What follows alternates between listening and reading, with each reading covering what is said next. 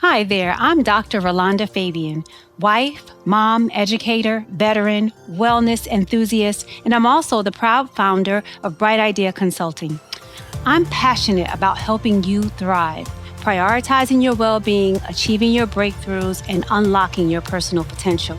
Here, we dive into practical tips, inspiring conversations, and transformative strategies to help you navigate life's challenges with confidence and grace.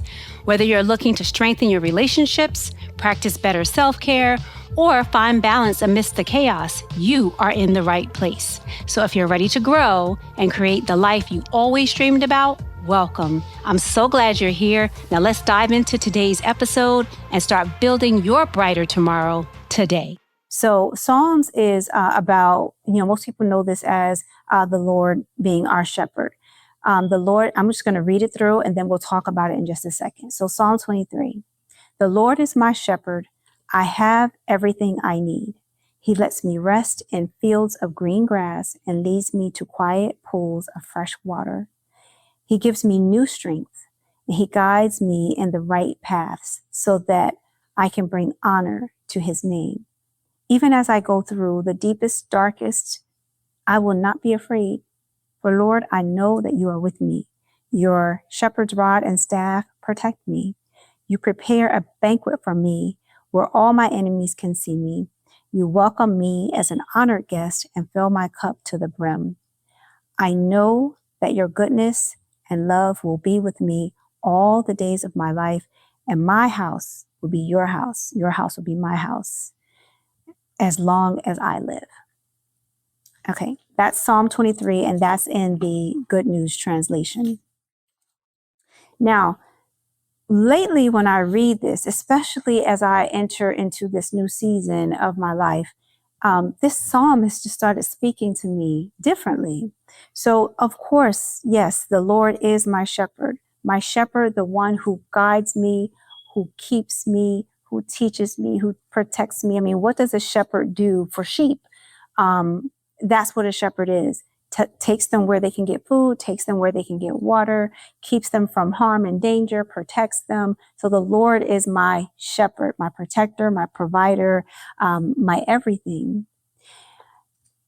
Because of that, the next line says, I have everything that I need.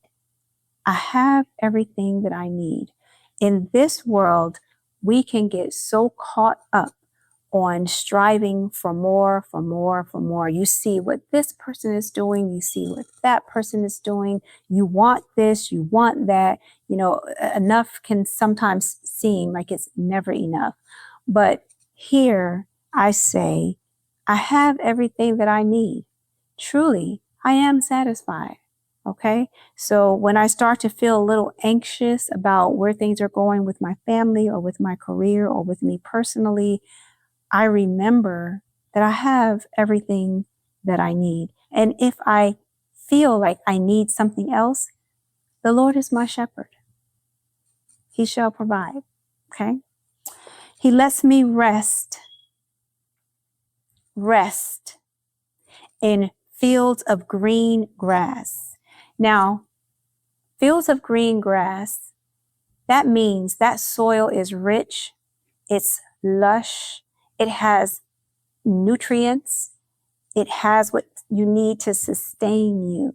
So if you are grazing and resting in a field of green grass, you have supply, you have what you need, right?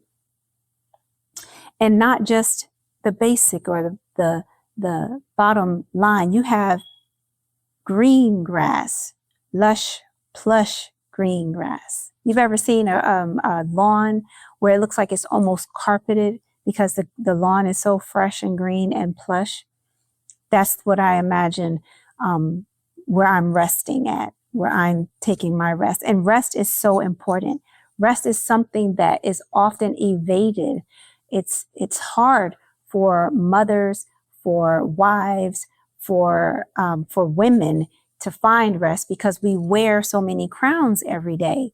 We wear the crown of, being the provider for our families, the ones who are making sure that the house is running in order, the primary person that the children run to. We make sure that things happen as they need to. And, there was a time when women weren't expected to work, but we work now.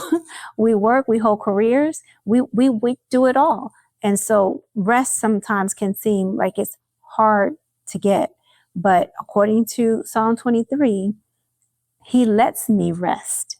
And not only just rest, but in green grass and pastures.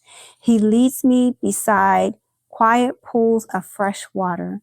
Have you ever considered, like, you ever been out where there's a stream of water, a pool of water, and you ever see what it looks like around there? Usually you have vegetation, you have animals around that area, you have just, it's bubbling with life. And when I read this, especially now in this season of my life, I imagine myself being in this place where I have access, I guess is the word, to opportunities. Quiet pools of fresh water is where you go to quench a thirst, to be refreshed, to where you can even bathe or cool off, or all the things that life is in water, and all the things that we have to do in life are available here in this. And it's a quiet pool. It's a place where there's no chaos, no hustle and bustle, no running, no trying to accomplish things, no trying to be somebody. It's just quiet. Okay. So you're resting with what you need, and you're resting in a place where there's fresh, cool water. He renews my strength and restores my soul. Water and this green plush area is a place of renewal, and it's a place of restoration. Okay. He guides me on the right paths as he promised, for his name's sake. So he promised to lead us where we need to go. And he's the one who's led us to where we can find cool streams of water, fresh fields of grass. He is our shepherd, doing just what he said he would do. Hey there, sorry to interrupt, but I just want to know if you're enjoying the show so far. If you are, this is the perfect time to hit the subscribe button and turn on your notifications. By subscribing, you'll never miss out on the practical tips and inspiring conversations and our proven strategies where we're showing you how to prioritize yourself, strengthen your relationships, and thrive in every area of your life. Did you know that most of our listeners say these episodes have given them the clarity and tools that they needed to start making real changes? So don't miss out. Subscribe now and stay connected to the community that's all about helping you grow and glow. All right, now let's get back to the show. He even though I walk through the deepest, darkest. So what I read here is that it's not always going to be easy. There are going to be times that challenge us. There's going to be times when we have challenges. We have issues that may arise. We have things that we prefer not to happen. Because we're human and we're in this human experience, every day is not going to be or feel like a day where we should be resting and is quiet. Sometimes there are going to be some trials. Some of the trials that I've experienced recently, losing my mom. I've had issues with being a parent and helping my children through some of their difficult times. I've had difficulties in my marriage. I've had difficulties with my health. I mean, every day is not a green grass, fresh pool of water day. Some days are challenging. But even when those days happen, here's the promise. It says, I will not be afraid, for you are with me. He is with me, even in the hard times. Trials will come, but they come to make us strong. They come to build our faith. All we have to do is just don't be afraid. Go through it because he's with you. And not only is he with you, he will protect you. Your shepherd's rod and staff protects and guide me.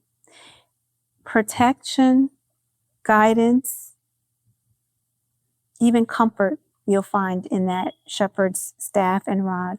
That staff is long and it has a hook on it. Sometimes that hook is used to guide the sheep away from danger or where they need to go. It's used as a comfort to them, to let them know that you're there. But it's also used to beat other things away, to defend them, to protect them. So I imagine that my shepherd is doing those things for me with his rod and staff. You prepare a banquet, a feast for me, where all my enemies can see. We have haters. Not everybody is happy when they see you doing well, when they see you not stressed, when they see that you've put some boundaries up to protect your mental health and your physical health, your emotional health. And some people don't like it when you've made a decision to sanctify yourself and be a spiritual person, a person who honors the spiritual part of you.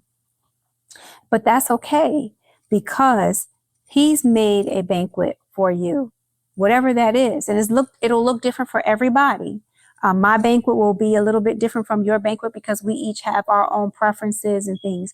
But the promise is he will prepare a banquet for you, even so that your enemies can see. He's not worried about who sees what he does for you. He's your God. He's going to do what he wants to do for you.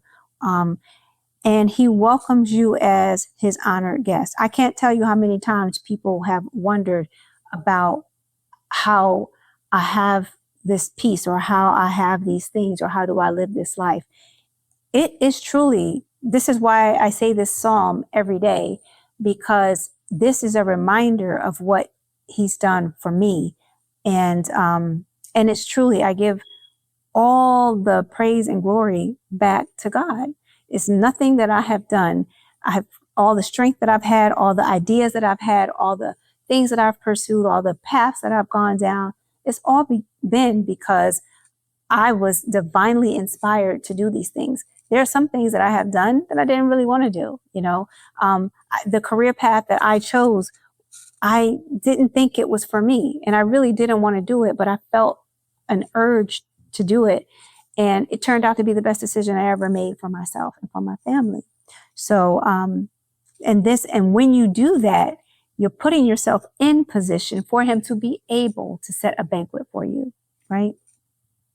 He welcomes you as his honored guest and fills your cup to the brim. And I mean to the brim, where it's spilling over many times, even though these people have complaints about how I live or what I've done, or, you know what? The amazing thing is that when I'm blessed, they are blessed too. When I get blessed, whatever blessings I have, there's overflow, and that overflow is going right out to those people who are sometimes the ones complaining about what my circumstances are. But that's how it is when you are living in your purpose, when you are on the path that you're supposed to be on.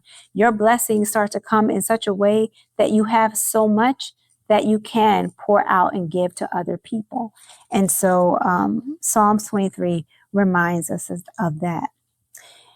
And the last thing it says is, I know that your goodness and love, your grace and your mercy will be with me all of my life, and your house will be my home for as long as I live.